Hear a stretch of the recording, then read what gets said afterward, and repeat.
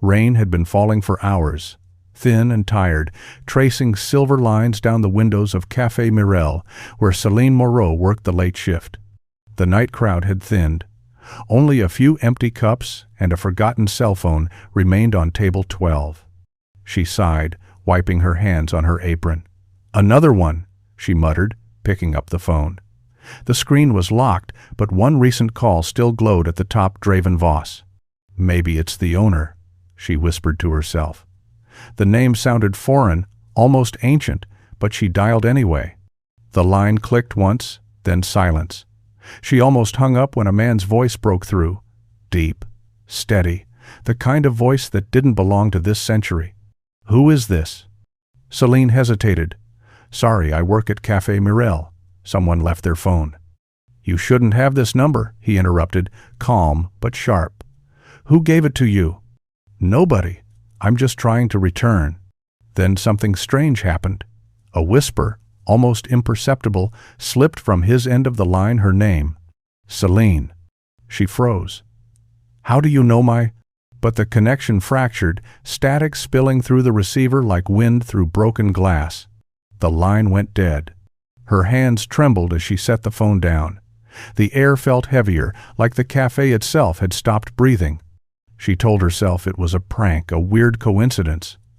Still, as she locked up and stepped into the empty street, the world felt slightly tilted, as though someone unseen was now watching through the rain. Back in a penthouse miles away, Draven Voss stood by the window, phone still in hand. His assistant entered quietly. "Sir?" A call from a human number came through the restricted line. "Shall I trace it?" Draven's eyes darkened, not with anger, but something older. "No," he said softly. "Send the men. She's already called me once. Let's see if she remembers why." The rain hadn't stopped. It whispered against the windows of Céline's small apartment, filling the silence between her heartbeat and the occasional hum of traffic below. She'd changed into an oversized sweater, made tea she didn't drink, and kept glancing at the phone on the counter, the stranger's phone, still there, still locked. She told herself she'd return it in the morning.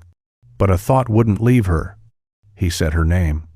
A sharp knock shattered the quiet. Then another, heavy, precise. Céline froze, mug trembling in her hand. No one visited her this late. "Who is it?" she called. A voice, deep and controlled. "We're here on behalf of Mr. Voss. Please open the door." Her stomach dropped. "Mr. Voss?" "Draven Voss," the voice clarified, polite but unwavering. "He asked to speak with you personally." She stared at the door. "This is insane. How did you even find me?" "Miss Moreau," the man said evenly. "It's safer if we talk inside." Something about the tone, measured, professional, but not quite human, made her step back. "If this is about the phone, I can drop it off tomorrow." A pause, then softly, "He prefers tonight." Before she could answer, the door clicked, not forced, but unlocked from the inside. She gasped, stepping back, as two tall men in dark coats entered. Their movements were soundless, their expressions unreadable. "Miss Moreau," one said, bowing slightly. "Please, come with us. The king doesn't like to be kept waiting." "The king?" she repeated. "The Vampire King," the other corrected, as if it were a title as normal as CEO. Céline laughed nervously. "Okay, this is some elaborate joke." The nearest man held out her coat gently, his eyes reflecting the faintest red glow when they caught the light. "You called him by name, Miss Moreau. That name hasn't been spoken in 300 years. The air around her shifted colder, thinner. She stared between them, realizing this wasn't a prank. What happens if I say no? The first man's answer was soft. "You won't have to. You already said yes when you called." And as the elevator doors closed behind them, Céline saw her reflection tremble in the mirrored wall, not from fear, but from the strange certainty that something ancient had just answered her mistake. The black car sliced through the wet streets like a thought that didn't belong to this world. Céline sat in the back, between the two silent men in dark suits. No one spoke, only the rain against the windows kept time. She clutched her bag tightly, mind racing. This is insane. Maybe they were part of some secret organization. Maybe she was being kidnapped. But the calmness of it all, the precision, felt worse than danger. "Where are we going?" she asked finally. To him, the one on her right replied without looking up, "That's not an address." He turned his head slightly. "Neither is he." The driver's eyes met hers briefly in the rearview mirror. They were pale, too pale, reflecting the faint red of the taillights. Celine swallowed. "If you hurt me, someone will notice I'm gone." The man beside her almost smiled. "He doesn't hurt people, not the ones he calls." "I didn't call him. It was a mistake." "Nothing that involves him," the driver said, "is ever a mistake." The car left the main roads, climbing a hill lined with old buildings. The rain thickened, and the city below blurred into a sea of gold. At the top stood a mansion she'd never noticed before, its facade ancient yet pristine, like it had been carved out of the night itself. The iron gates opened silently as they approached. Celine's breath caught. The world inside those gates looked suspended in time, ivy climbing marble, firelight glowing through stained glass, and silence so deep it pressed against her skin. As the car stopped, one of the men opened her door. "He's waiting." "Who exactly is he?" she whispered. The man hesitated before answering. "The one you woke when you said his name." Celine stepped out, her shoes touching the slick stones of the courtyard. The rain had stopped the moment she arrived. Somewhere inside the mansion, a voice she didn't yet understand was already whispering her name again. The front doors opened without sound, tall and carved with symbols that caught the faint light like veins of gold. Celine hesitated on the threshold. The two escorts waited behind her, but didn't follow. Inside, the air was different, warm yet ancient, carrying the scent of burning cedar and something metallic beneath. The floor shone like liquid glass. A chandelier of black crystal floated above, casting slow-moving shadows that seemed alive. At the far end of the hall, a single man stood beneath the staircase. His posture was perfect, unhurried. He wasn't young, yet his face held no age, only stillness, like a portrait that had decided to breathe. "Miss Moreau," he said. His voice was lower now than it had been through the phone, but unmistakable. "You made a call tonight." Celine's mouth went dry. "I told you it was a mistake. I was trying to return a phone." "You spoke my name." He stepped closer, each movement impossibly silent. "A name no one should remember." "I didn't mean." He stopped her with a gesture, not rude, just final. Meaning doesn't change consequence. Something flickered behind his calm exterior, not anger, but curiosity, as if he were studying a puzzle that refused to solve itself. "Tell me," he said, "why would a mortal voice know how to call what sleeps?" She stared at him, the words almost absurd. "I don't even know what you're talking about." He smiled faintly, not cruelly, just tired. "Then it wasn't your mind that remembered, it was your blood." Before she could answer, the chandelier dimmed. A gust of air passed through the hall, carrying the faint echo of her own heartbeat back at her slower, synchronized with his. "What are you?" she whispered. He stepped into the half-light, eyes glinting silver. "The echo of every vow that was never kept," he said. "And the last person you should have called." But when he spoke the last word, something in his voice trembled as though part of him was relieved she did. Celine followed him through a corridor lined with mirrors that didn't reflect him. Her footsteps echoed. His did not. At the end of the hall, he opened a door into a vast room lit only by candlelight walls of books, velvet chairs, and the faint hum of rain against stained glass. He gestured toward a seat. "Please." She hesitated but sat. "Are you going to tell me why I'm here?" "You already know," he said, pouring something dark into 2 glasses. "You called a number meant to remain forgotten. That means you carry something I once lost." She frowned. "What could I possibly carry?" He set the glass before her, but didn't drink his own. "A voice," he said softly. "One that belonged to someone who died long before you were born." Celine felt the hairs on her arms rise. You think I sound like her? I don't think.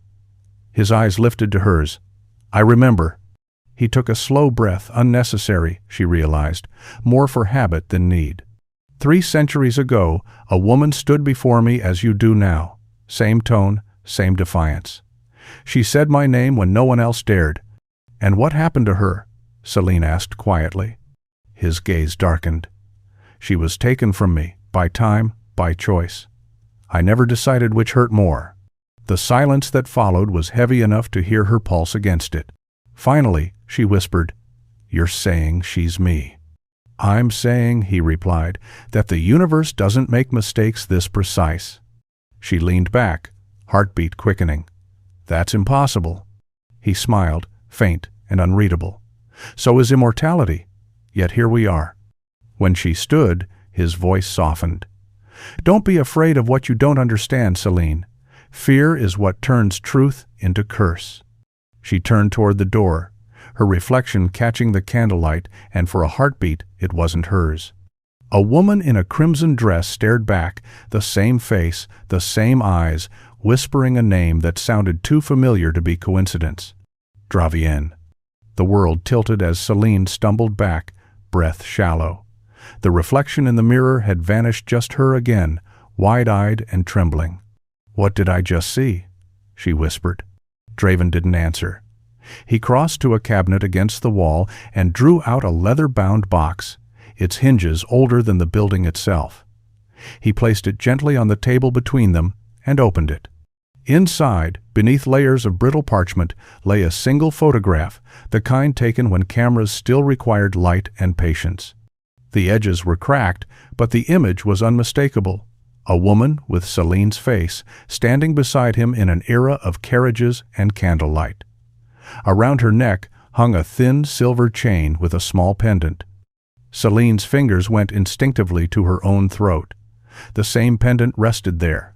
She looked up slowly. How? I told myself I burned them all, he said quietly.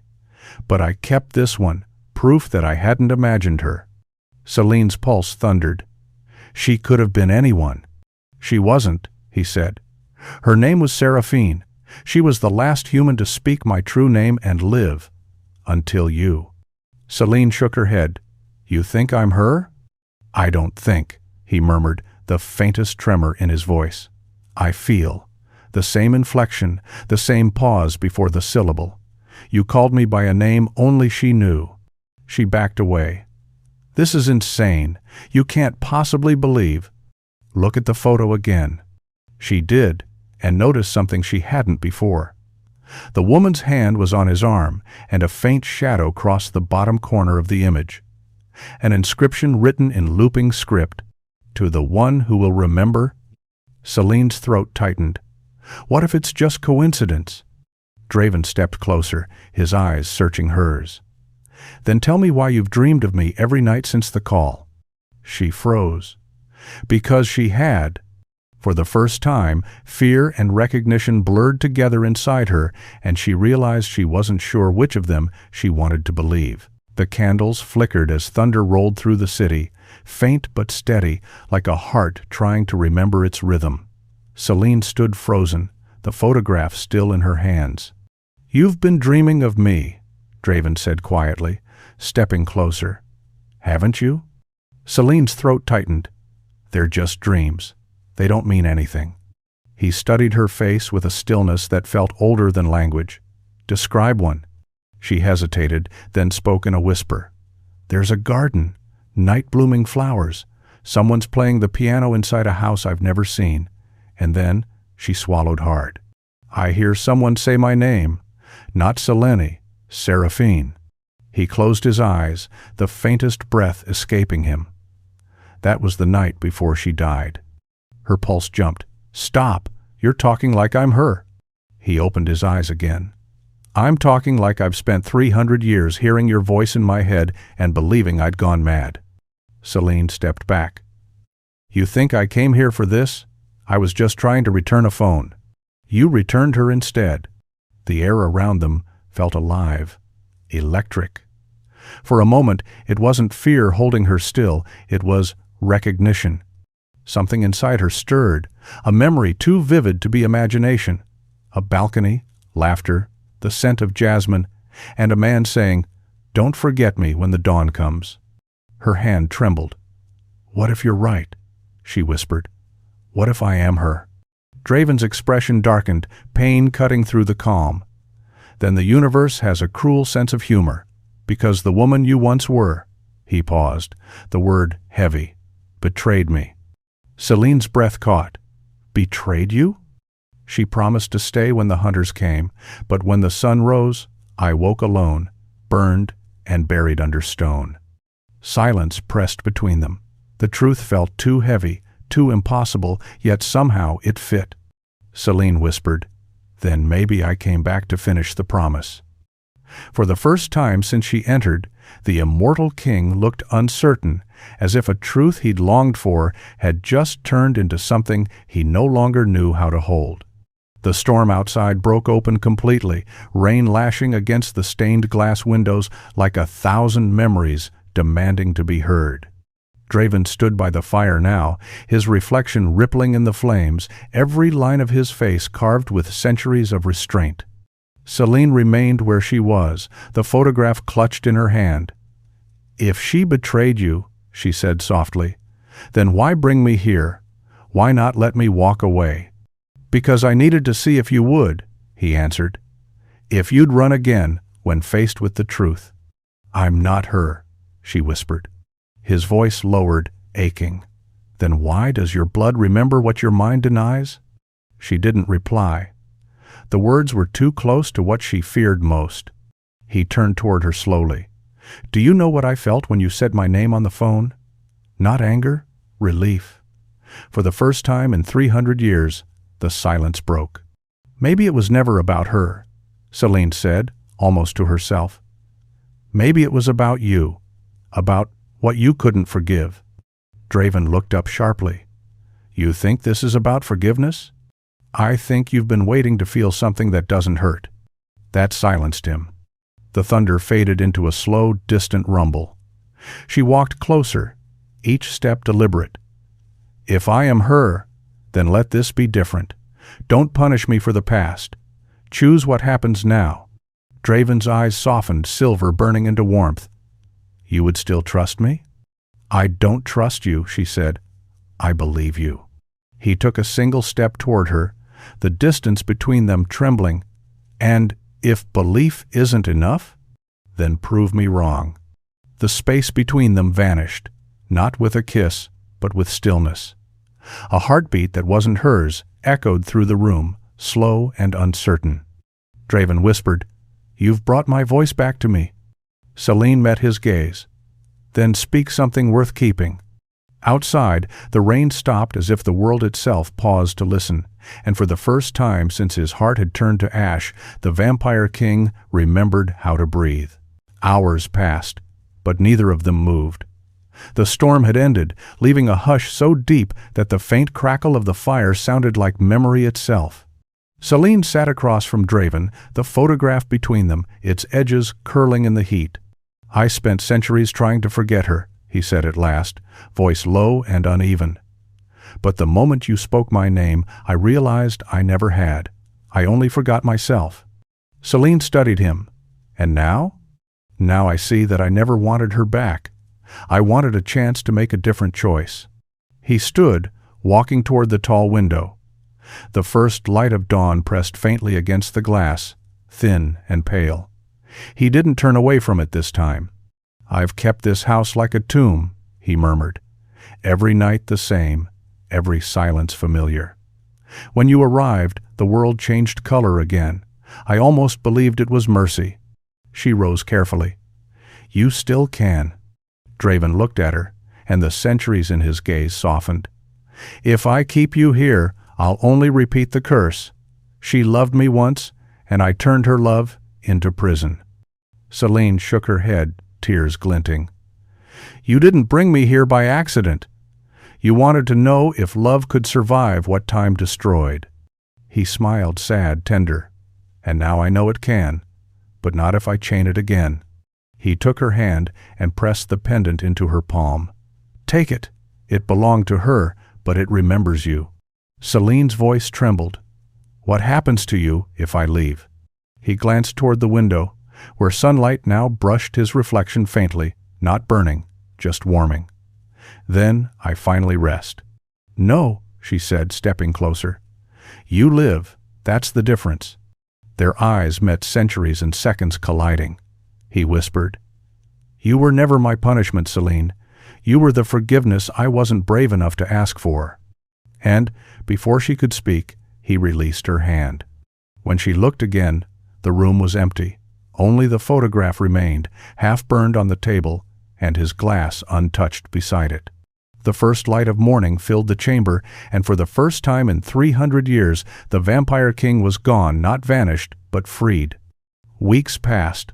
The mansion was empty now, its windows dark, its gates chained. Yet sometimes, when the wind moved through the ivy, it carried a whisper, a sound like pages turning, or a heartbeat remembering itself.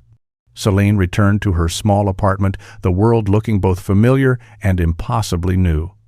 The pendant never left her neck. She wore it even when she slept. It no longer felt like something old. It felt like proof that she hadn't imagined any of it. One evening, she sat by the window with a cup of tea gone cold. The city stretched below, restless and alive. Her phone buzzed once on the table, unknown number. She hesitated before answering. Celine. Her breath caught. The voice was the same, deep, calm, threaded with eternity. "Draven?" There was a pause on the line, followed by a sound she'd never heard from him before. A quiet laugh. "You called me once by mistake," he said. "Now it's my turn." She smiled through sudden tears. "I thought you were gone." "I was," he replied softly. "But the curse broke when I let you go. I thought that meant the end. Instead, it meant I could begin again." Her voice shook. "Where are you?" "Everywhere the sun reaches now," he said. "But tonight, I'm near." The line crackled. "Why call me?" she asked. "Because I owe you something." "What?" "A story," he said. "The truth of what came after the ending." The call ended, but her phone screen stayed lit. A message appeared, a single image. It was the old photograph, restored and clear. The same woman, the same face, only this time, in the corner of the image, a faint reflection of him standing in sunlight. Outside, a warm breeze moved through her curtains. Somewhere far below, a car engine purred, and then fell silent. Celine looked toward the street, toward the impossible, and whispered, "Then let's begin again." And when the wind answered, it carried his voice, no longer ancient, no longer lost, just alive.